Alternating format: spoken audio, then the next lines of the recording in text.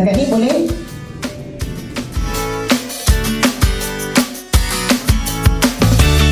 Untuk hari ini kita akan siapkan 30 design flyers ataupun brosur untuk dihasilkan sepanjang sesi satu hari ini.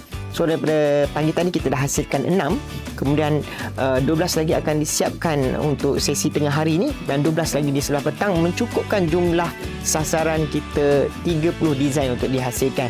Okey, kalau dapat lebih, alhamdulillah.